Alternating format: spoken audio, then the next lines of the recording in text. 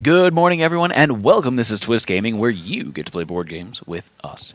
We're coming to you live here from the PhD Speed Gaming Expo, and we're bringing you all the board game coverage all day long. And as usual, we're joined with Tony from Arcane Wonders. Tony, Hi there. how you doing? I'm doing great.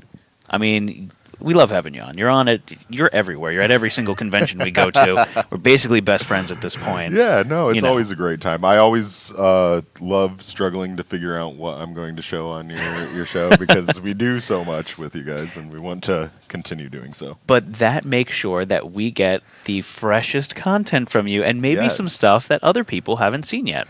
Yeah, and actually, that's one thing we're looking at here. We are looking at Volcanic Isle. This is a prototype, but it's an early prototype that's utilizing, or it's a late prototype that's utilizing actually finished components in many cases. I was gonna say, that's a darn good looking prototype, Yeah, Tony. so what we have here is Volcanic Isle. It is coming out. It is our Gen Con, or not Gen Con, I apologize, our Origins Game Fair release. So even sooner. Yes, even sooner. So we are going to be having first sales at Origins Game Fair. It's going to be the first time it's going to be on market just because we're rushing to get it there so that we have that presentation to go on. So the premise of this game is that we are all inhabiting the ancient continent of Mu, which is to this day known as Easter Island. Okay. So we have the Moai, the large statues that are raised by our villagers. Giant tiki heads, Stonehenge heads, whatever they're Yeah. called. So these are the Moai giant monolithic statues, which in this game the premise is that we are on an island that is highly, highly volcanic. There are up to 8 different volcanoes on the board at any given time. So this is a snapshot of what the full board would look like here. And with only 2 players. So what ends up actually happening in the game is we would actually sail onto this drop-off like type area, and then during our turns we would move and use the lava flows as resources to build villages. Well, that's cool. So we would move across building villages and also using lava flows to build Moai. Okay. And then Moai can be moved by with your villages and raised into these little craters. So you want to create the best civilization for your appropriate color. Mm-hmm. And as you're going, though, the big thing about the Moai is, let's say you guys have moved on. I haven't raised this. You had your turn, and you start building a village. And then maybe you populated another villager, and everything's going on well. But then I start raising Moai. So I'm raising a Moai to appease the gods to hopefully stop the volcanic activity. Mm-hmm. Little did I know that by doing this, I'm actually plugging up geysers, which is creating more pressure under the island. So whenever a Moai is raised, a fissure also appears across the land. So it appears adjacent to your Moai? To the Moai. Okay. Between the tiles. So the thing is that as you're going, let's say they raised a Moai there. Mm-hmm. One thing to note, when you do raise a Moai, you roll the volcano die. This is not the actual one, and if a volcano indicates, then what you do is you go in here, you shuffle up the tokens, you throw one out, and in this case, volcano number 3 would erupt. So I'm going to show this off in the camera here. So it's pretty simplistic there. It's the eruption, I guess, and the tile number associated with it. Yes, and the tile 3 right here is actually unfortunately yellow, so the volcano would erupt. No, you're yellow. It's not unfortunate. And my poor village would have been destroyed in that eruption. Oh, but it also replenishes the lava flow resources. But the one thing that happens, so every time Moai is raised that happens, in the game you gain more points for chains of Moai that are in rows. Mm-hmm. But as these happen, so what ends up happening is like fissures start going across the island. Right. Now, if a fissure chain ever completely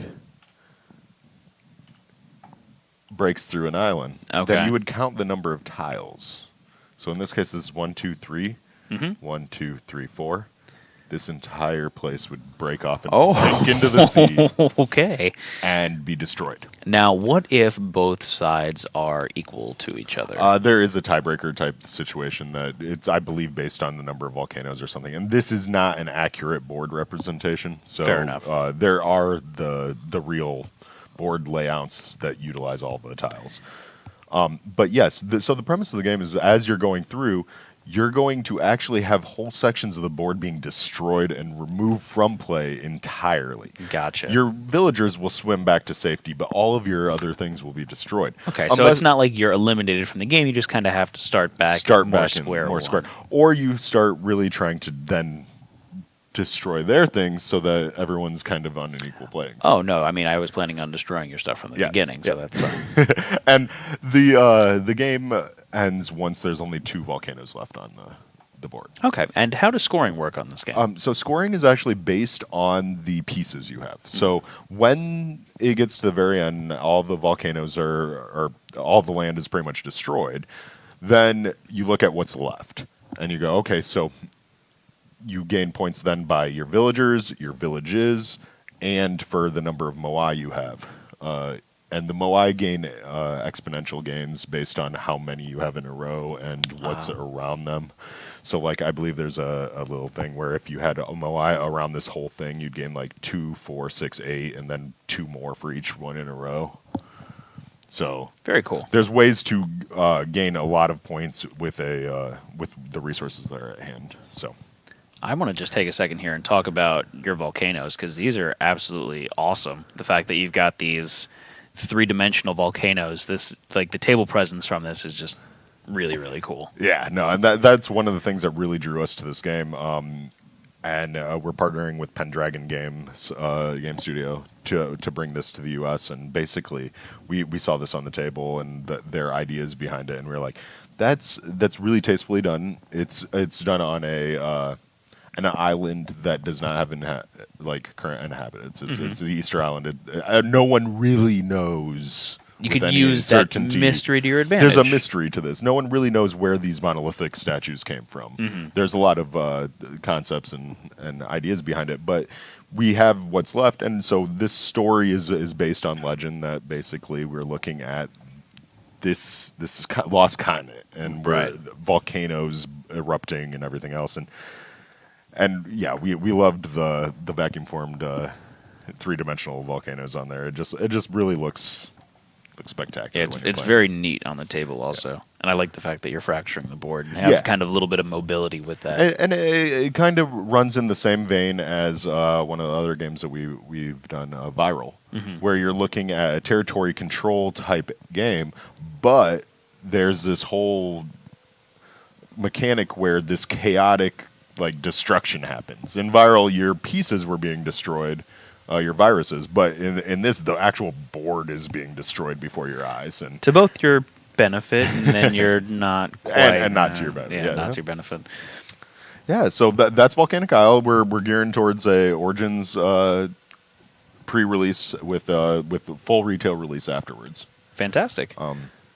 Only other thing I have just briefly is that we did talk about Air, Land, and Sea before. We showed that off at Gamma. Yes, we showed it off at Gamma. It is launching this month.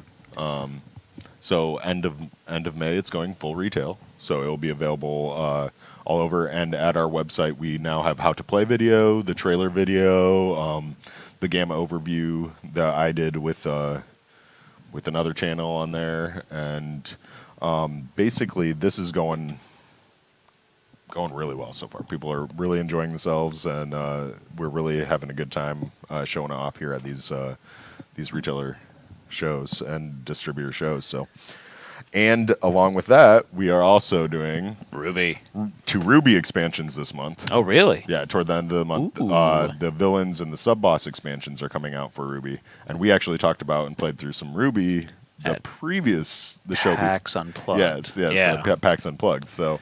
Well, that's when you were a madman and you demoed 12 tables of this game at the same time. Yes. In the big hall, we did. You had quite a draw for that. Huge Ruby event, and we did that. But the restock is happening right now. We got units in stock, so they are going to be available everywhere. Awesome. here in this next 2 to 4 weeks. Basically, the Oh, expansions. so right around the corner then. Yeah. The expansions and the core are in stock and ready to go. So Awesome. Where can our viewers go to find more information about Volcanic Isle, Airland and Sea, Ruby, and everything else going on with Arcane Wonders? well, one of the big things is our website, Mhm. arcanewonders.com. I mean, realistically, you can go to the Twist Gaming and see videos on every single one of our games that we've done Right. recently. But but the thing is that at arcanewonders.com we have a compilation of how to play videos, rule books. You can download all of our rule books right on the game pages.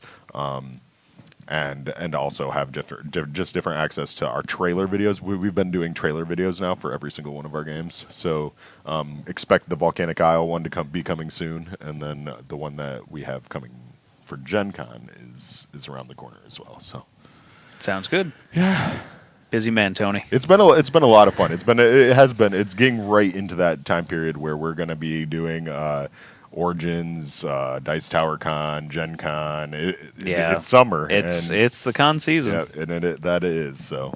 All right, Tony. Thank you so much for stopping by and joining us here today. Yeah, it's always a pleasure. Thank you so much. And thank all of you for watching at home. We're going to take a brief intermission, but we'll be back in just a few minutes with more coverage here from the PhD Speed Gaming Expo. But for now, I'm Matt. Have a good one.